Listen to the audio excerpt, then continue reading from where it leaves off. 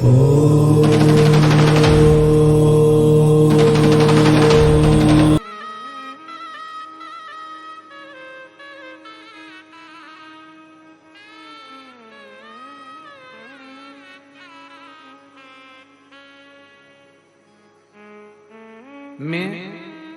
मस्कनवा Gonda UP का रहने वाला हूँ।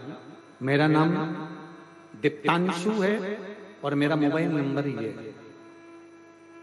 मेरा नाम, मैं मस्कनवा गोंडा उत्तर प्रदेश का रहने वाला हूँ। मेरा नाम दीप्तांशु है। मेरा मोबाइल नंबर ये है। कहीं बैठे हैं? हाथ हिलाओ। हाँ ठीक है, दिख गए। आ जाओ बेटा, एक बेलपत्र लेकर चले जाओ। मैं मस्कनवा गोंडा उत्तर प्रदेश का रहने वाला हूँ। मेरा नाम दीप्तांशु है। मेरा मोबाइल नंबर ये है। पत्र को आप लोग भी टीवी के माध्यम से पढ़ते होंगे, साथ में एलईडी पर और आस्था चैनल पर पढ़ सकते हैं। मेरा भाई 11 साल का है और उसे ब्लड कैंसर हो गया था। हाँ आ जाओ। मैं ये पत्र पहले बेलपत्र दे दें, उसके बाद में पत्र।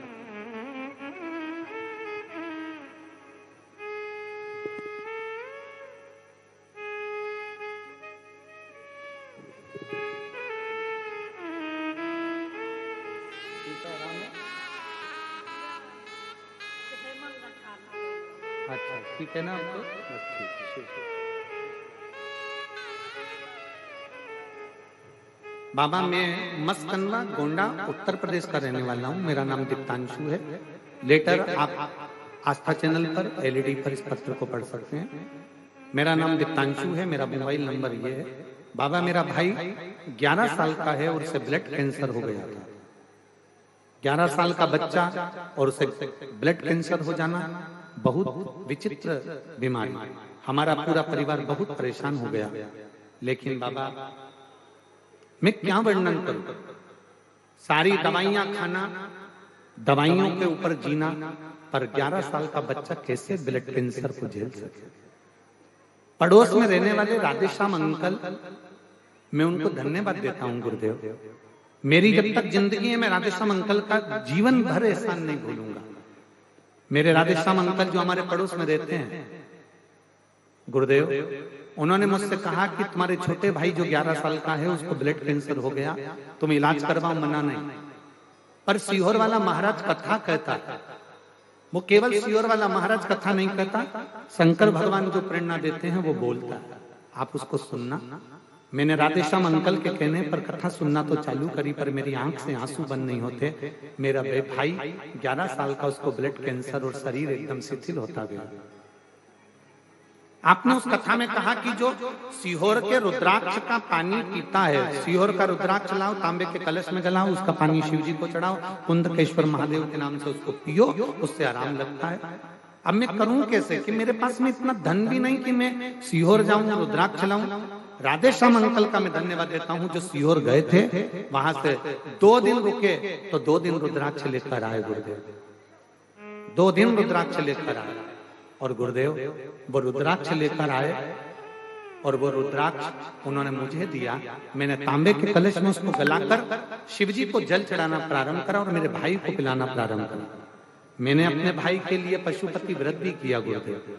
मेरे दोस्त मुझ पर हंसते थे कि तू मंदिर दिया लेकर जाता है, पर मेरा भाई 11 साल का गुरुदेव, उसके लिए मैं पशुपति व्रत भी करा। 22 जनवरी को मेरे भाई की 22 जनवरी के दिन एक जांच कराना थी, जो जांच ब्लड कैंसर की आखिरी जांच थी। और उस ब्लड कैंसर की जांच में ये मालूम पड़ना था कि ये व्यक्ति कितने समय जिएगा। जब मैंने 22 जनवरी की वापिस मेरे भाई की ब्लड कैंसर की जांच कराई तो डॉक्टर भी आश्चर्य में पड़ गया। उसके शरीर में कैंसर का एक अंश भी नहीं था। ब्लड कैंसर का एक अंश भी मेरे भाई के शरीर में नहीं था। बाबा, आप मेरी बात माने तो बस एक एहसान करिएगा। आप जब रुद्राक्ष उत्सव करें, जितने भक्त सीहोर पहुंचे वो बिना रुद्राक्ष के ना, ऐसी कृपा करिएगा। पर मैं इस बालक दीप्तांशु को कहूंगा कि हमने व्यासपीठ से कह दिया था कि रुद्राक्ष 15 फरवरी से बंद हो गए, 15 मई तक बंद रहेंगे, पर हम प्रयास इस पत्र के माध्यम से व्यासपीठ से जरूर बाबा से प्रार्थना करेंगे। जो कथा सुनने आएंगे हम तो नहीं देंगे, पर मेरा भोले भंडारी कैसे भी तुमको रुद्राक्ष बाबा दे देंगे। हम नहीं देंगे, पर अगर वो कृपा करेगा ना, उस पवित्र भूमि पर आप आएंगे और पवित्र भूमि पर बैठकर आप रात को जब विश्राम करेंगे तो वो कहीं ना कहीं किसी ना किसी रूप में कहीं ना कहीं वो आएगा और आपको दे जाएगा। ये उसके ऊपर निर्भर। मैं बाबा केवल मेरे भाई के लिए मैं यहाँ प्रणाम करने के लिए आया हूँ कि आज मेरा भाई जिसको ब्लड कैंसर था 11 साल का, आज डॉक्टर ने उसको पूरा नील कर दिया और डॉक्टर ने कहा इसके शरीर में बिल्कुल कैंसर नहीं है। मैं शिव को साधुवाद देता और खाली ना जाता कोई दर से तुम्हारा,